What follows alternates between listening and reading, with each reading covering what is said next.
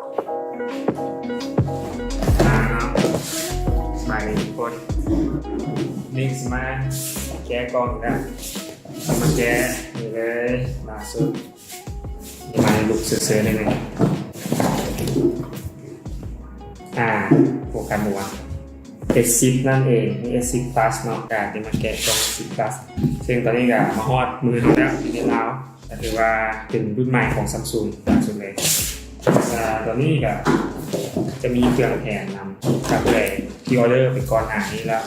ไม่ได้เครื่องก็จะได้เครื่องแถมก็จะมี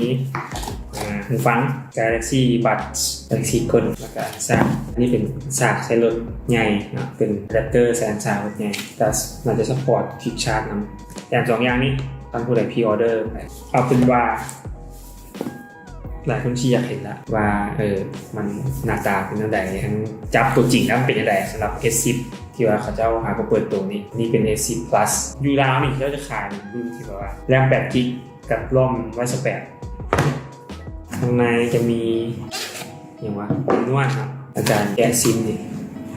เบอร์ดูมีอีกเนี่ยนวดซิมเป็นนวดทั่วไปมีวิธีง่ายข้อมูลจากเครื่องเก่าเครื่องใหม่กันไขคำแนะนำเริ่มต้นโดยย่อครับเป็นวิชาลาวมีเครื่องสูตรลาวเป็นเคสราคาก็ดีกว่าแค่เคสน้ำมือเป็นเคสใส่เป็นเคสนำนะข้างในนี่เครื่องนั่นสินี่เครื่องเนาะตัวนี้เป็นสีขาวเขาจะบอกPrism Whiteแต่ที่เป็นแบบเหลืองๆมองเห็นในกล้องเป็นสะท้อนมันนะแต่มันม้วนสะท้อนสีขาวแล้วมันสะท้อนกันบางมุมมันก็เห็นเป็นสีแดงบางมุมก็เห็นสีเขียวบางมุมเห็นสีฟ้าเป็นแบบแสงมันชิบคือเก่าก็จะเป็นลักษณะคล้ายๆไข่มุกสังเกตว่าทั้งหลังจะมีกล้อง3อันแล้วก็แฟลชแล้วก็อันโตแทบหัวใจแล้วอันสแกนนิ้วมือหายไปละบ่มีละบ่ใส่มาละเพราะว่ามันง่ายมาสแกนอยู่จอเลยแล้วส่วนอื่นๆในกล้องก็จะมีนี่หูฟังเช่นเคยจ้ะหูฟังจาก AKG 3.5 มิลลิเมตรเพราะว่าโทรศัพท์ก็ยังคงพอร์ต 3.5 มิลลิเมตรอยู่ที่เก่าแล้วก็ตัวนี้จะเป็นสาย USB Type C มาให้กาวไว้สากไปส่งข้อมูลอันนี้เป็นอะแดปเตอร์ควิกชาร์จนะครับใส่กับสีขาวเหมือนกันแล้วก็ยังให้ USB Type A เนาะอันนี้เป็นยังไงเนี่ย Type A อันที่เขาใส่ทั่วไปใน USB ใส่ข้อมูล USB เป็น Flash Drive นะเป็น Type A แล้วก็อีกเบอร์นึงจะเป็น Type C เนาะอีกก็สิเป็นน้อยๆมนๆซุปเบอร์ไหนก็ได้ตรงนี้ก็ซุปโทรศัพท์ครับแล้วก็เอา Flash Drive หันเสียบก็อ่านข้อมูล Copy ไฟล์ Copy รูปเองก็ได้อาจจะเบอร์ที่หมดในกล้องอาจจะมีสักแล้วเบอร์ตัวเครื่องก็สิเป็นโดยรวมกับคล้ายๆรุ่นที่ผ่านมาเนาะแต่สไตล์ดีไซน์ก็จะเป็นขอบโค้งๆมนๆเนาะโค้งมนๆจับกับเข้ากับมือปกติมีกล้องหน้าน้อยๆมี2กล้องพอเป็น S10 Plus กับ S10 Ultra ก็จะมีเม็ดเดียวซึ่งกล้องหน้าก็สีฝังอยู่หน้าจอไปคันเบิ่งคันใช้แบ็คกราวด์สีขาวสีน้ำแถวมืดๆแถวเบิ่งขวานี่ก็สิบ่เห็นบ่ได้แต่คันเข้าไปอาจจะใช้เข้าเบราว์เซอร์ซะเนาะจะสังเกตว่ามันมีกล้องอยู่แคมนี่เนาะมันออกมาเป็นหูเลยแล้วก็ส่วนทึงมันสิเป็นจอที่ว่าตัดไปให้ก็เลยเฮ็ดให้ขอบทึงข้างดุมมันก็เลยบางสั้นๆส่วนว่า UI มันก็สิยับพวกแบตเตอรี่ยับมาเบิ่งซ้ายนิดนึงให้มันบ่อยมันบางสำหรับกล้องหลังเนาะมันสิมี3กล้องก็คือ3เลนส์เนาะมีเลนส์ไวด์เลนส์ธรรมดากล้องธรรมดาแล้วก็มีเลนส์พอร์เทรตเลนส์เทเลเลนส์ซูมเนาะก็ไม่แน่ใจว่าตัวใดเป็นเบื้องไหนแต่ว่าในซีรีส์รวมก็จะมีถ่ายได้3ระดับก็คือถ่ายซูมเข้าไปจุดใกล้ๆคือถ่ายรูปคนพวกนี้เลนส์ทั่วไปแต่เป็นถ่ายทุกสถานการณ์แต่สุดท้ายเลนส์ไวด์จะเป็นอัลตร้าไวด์เป็นเลนส์มุมกว้างพิเศษถ่ายมุมกว้างก็สิได้แบบถ่ายวิวแทนก็สิเห็นครบประมาณนี้เวลาออกนิ้วแตะเส้นนี้มันก็สิปลดล็อกมาเบิ่งของแถมเนาะก็สิประมาณนี้อันนี้เป็น Galaxy Buds นั่นเองหูฟังให้สายเขาเจ้าจะเวลาบ่มีขายเนาะหูฟังตัวนี้เป็นหูฟังที่เขาจะมีแต่แถมเฉพาะคนที่ว่าพรีออเดอร์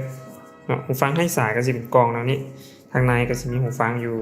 ซึ่งกล่องตัวนี้นี่แกมันสากหูฟังอยู่เนาะเราไปสากตัวนี้เป็นหูฟังก็สิประมาณนี้น้อยๆเบื้องซ้ายเบื้องขวาแบบสิอันนี้ใช้สำหรับ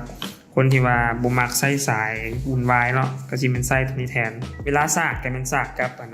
มันมีสากของมันเนาะสูบเข้าก้นหรือว่าสากแบบให้สายก็ได้แล้วเขาเอาตัวนี้